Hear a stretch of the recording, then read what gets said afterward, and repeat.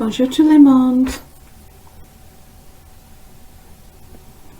Good morning. I hope you're all well and I hope you've all had a lovely weekend. And I also hope that you all enjoyed the Rock Kids assemblies that we got for you last week. Rock Kids are amazing, aren't they? Si and Jonathan. And the 3 assemblies that you had last week all linked to perseverance and resilience and being proud of who you are and recognising that you are unique and you bring something very special to the world. I hope you learned lots of important messages from Si and Jonathan last week in the Rock Kids. And just to let you know that I was talking to Rock Kids last week and they're telling me that there's lots more assemblies coming our way. They've got 8 more blocks of assemblies to do, so that's going to be great, isn't it? We've got assemblies lined up from Rock Kids, and hopefully they're hoping that round about May or June time they'll be able to actually come into school and do an assembly live for you, so you'll actually get to meet them as well and sing some of their fantastic songs actually all together in school. So that's something to look forward to. Okay, but back to our normal theme for our assemblies for this term. And I did a walk around last week with another head teacher from another school, and we were asking lots of children about our theme, and some of you knew it and some of you struggled to actually remember it or recall it. So let's just spend a little bit of time just now trying to get this theme actually embedded in our memories so that we can actually recite it and recall it and know exactly what it is right now that we are thinking about and what we are focusing our thoughts on. So here we go. Learn from yesterday. So that's the first of the L's. If I say 3 L's in a minute, you'll know what I mean. Learn from yesterday. So our past. Whatever's happened in our past. The good things that we did, let them stick with us. But the mistakes that we made, and we all make mistakes, the things that we got wrong, let's reflect on those and learn from those so that actually we don't make those same mistakes again. And that feeling that we had when we made that mistake, let's not ever repeat that feeling because it wasn't a happy place to be. So learn from yesterday. That's the first of the L's. Live for today. So let's think about the present moment. What are we actually doing today? How does it link to what happened yesterday? And how will it actually impact on our life for tomorrow so that tomorrow will be better? Because hope for tomorrow, but I want us to think about that as being a 3 L's. So learn from yesterday, live for today, look forward and hope for tomorrow. So another L is about looking forward. So learn from yesterday, live for today, look forward, hope for tomorrow. Once you choose hope, anything is possible. And I want to talk to you today, the assembly I want to do for us today is about, again, that bridge between yesterday and tomorrow. The bridge is actually today, living for today, doing the right thing today, based on the lessons from yesterday, will actually make tomorrow a better place to be. So what we choose to do today is really important if we want to make tomorrow even better. If we want to build on to what happens today so that tomorrow is even better. And I want to tell you a story with a moral. Aesop's fables. Aesop wrote a lot of stories and they always have a moral. But the story I want to read you today is about the goose who laid a golden egg. And it has a significant moral to it. And as I read the story, I want you to think about what the moral might be and how it links to our theme. So what does the farmer do in this story that ultimately impacts on tomorrow? That eventually has an impact on what happens tomorrow, because what he does doesn't make tomorrow better. What he does makes him learn, which is great, but it makes him learn that actually what he did today is not going to make tomorrow better. So the story of the golden goose, here it comes. So the story of the goose that laid the golden egg, and it's from a book that Sister Dorothy actually gave to me when she retired, the Lion Storyteller Book of Animal Tales. And it's full of stories about different animals, but this is about a goose who laid a golden egg. Big Jack and Little Jack were going to market. Along the way, they passed the house of their friend, Farmer Fred. So they stopped by to ask if there was anything he needed. But Farmer Fred wasn't in the house, and he wasn't in the barn, and he wasn't in the farmyard either. Big Jack and Little Jack were just about to leave, in fact, when they heard whooping and hollering from the hen house. So they followed the sound, and that's where they found Farmer Fred, jumping up and down for joy, with something bright and shiny in his hand. "Take a look at this, boys," he shouted. "Then shake the hand of the luckiest man you have ever met, 'cause my chicken here has just laid me a golden egg." Big Jack shook Farmer Fred's hand, and Little Jack did too. Then they just stared and stared at that chicken, and stood and stared even harder at the golden egg. "Can we fetch you anything from the market?" asked Big Jack at last. "We're on our way there," added Little Jack. "Oh, no, thank you, boys," grinned Farmer Fred. "I reckon I'll be doing a different kind of shopping from now on. But I appreciate the offer." And then Farmer Fred got a funny look in his eye and added, and I'd appreciate it if you'd keep quiet about this chicken of mine." Well, the next week, Big Jack and Little Jack went to the market again. Along the way, they passed the house of their friend Farmer Fred. So they stopped by, just in case he needed something. But he wasn't in the house. That was filled with painters and decorators. He wasn't in the barn. That was filled and crammed with brand new cars. And he wasn't in the farmyard either, because there wasn't a farmyard anymore.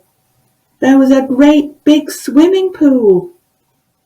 So they looked in the hen house. I wonder where all those fancy cars and the swimming pool came from. Well, it came from the money, didn't it, that he'd got from the goose, or in this story it's a chicken, isn't it, but from the goose that laid the golden egg. So the farmer had become rich, overnight rich. So when they went to the hen house, there was Farmer Fred, with the very special chicken on his lap. "I know what you boys want," he snapped.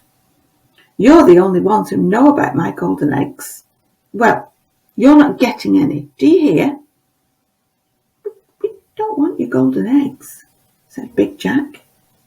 "No," said Little Jack. "We just wondered if you wanted anything from the market." "No, I don't. Leave me alone," shouted Farmer Fred. "I'm the luckiest man you've ever met, and I've got everything I need right here." Do you think that was wise of the man to actually dismiss his friends and say, "Go away, I don't need you anymore. I've got all the money I need now, and I don't need you"? Do you think that was a wise thing to do?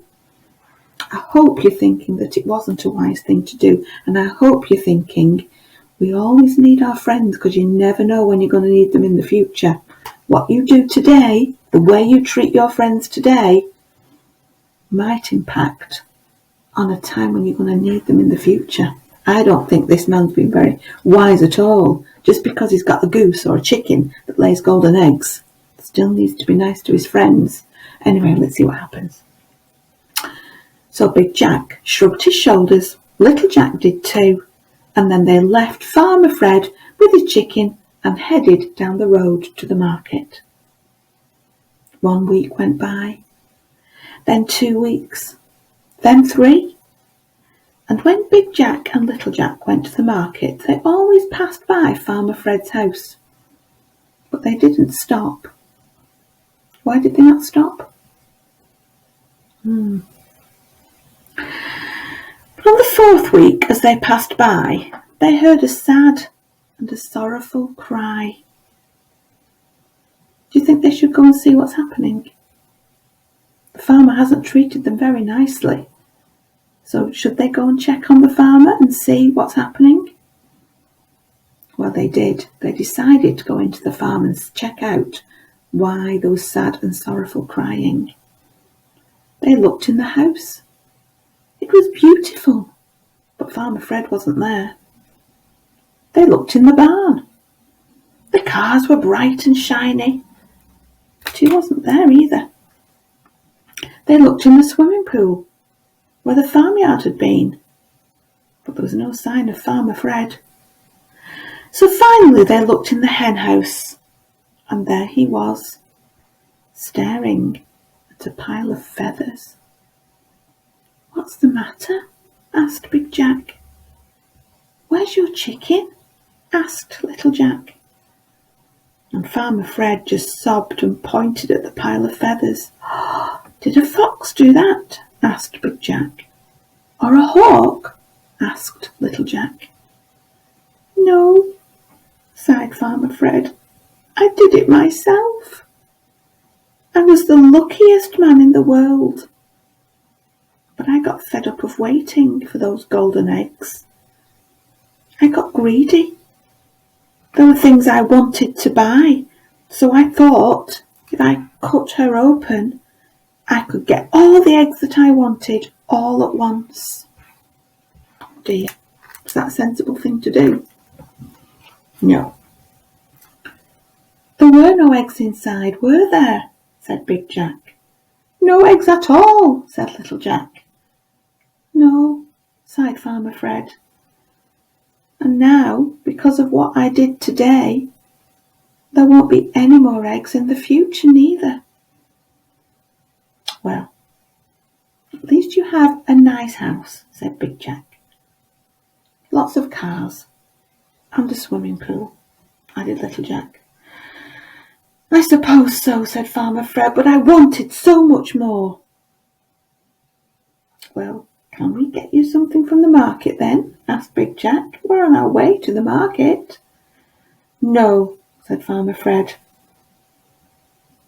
But Big Jack and Little Jack headed for the market alone, but not before they'd said goodbye to the luckiest man in the world. Was he really the luckiest man in the world? He could have been, and he had lessons to learn from the past, but what he did on that particular day, by being greedy and wanting more, he killed the chicken or the goose, so that in the future, actually there would be no more golden eggs.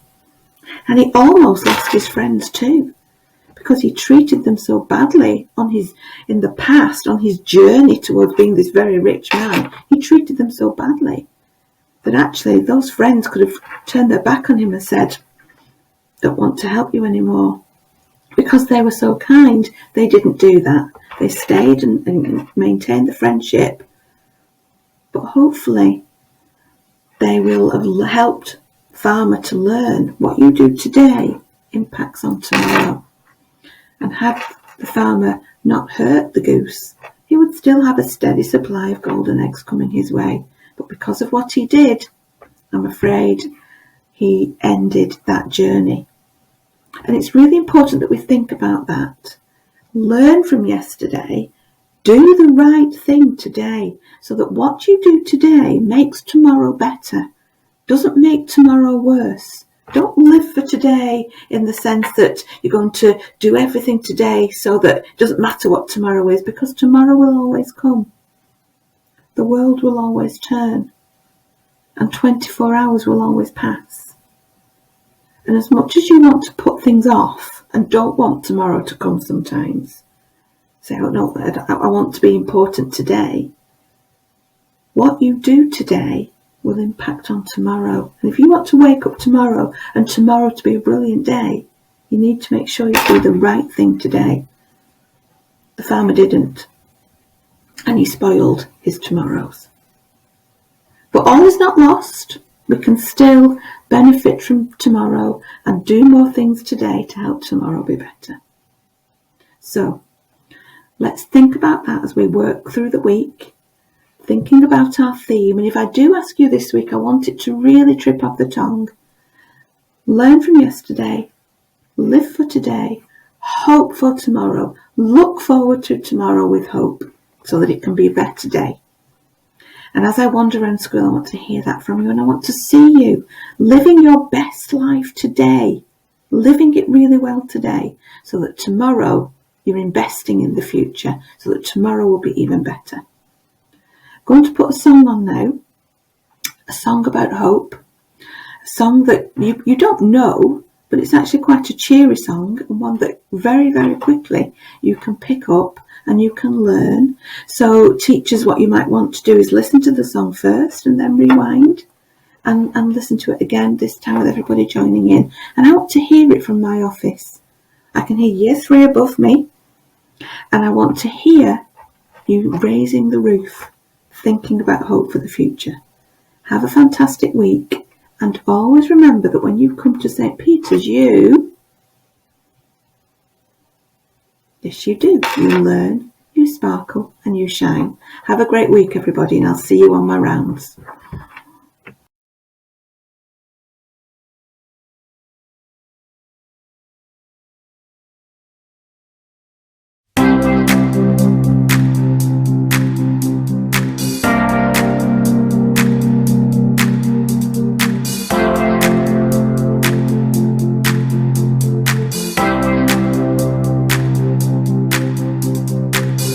When the world is hurting, when life is so confusing, I am sure of one thing, God's by my side, yeah.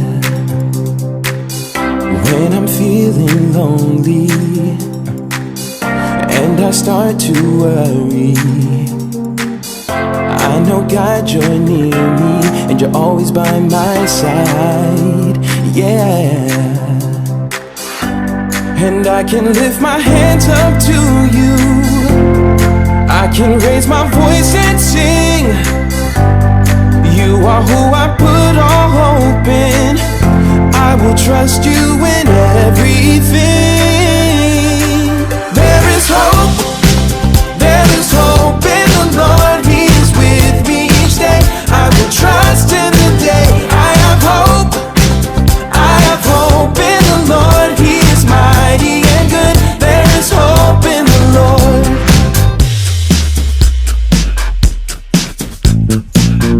When the world is hurting, when life is so confusing, I am sure of one thing, God's by my side, yeah. When I'm feeling lonely and I start to worry,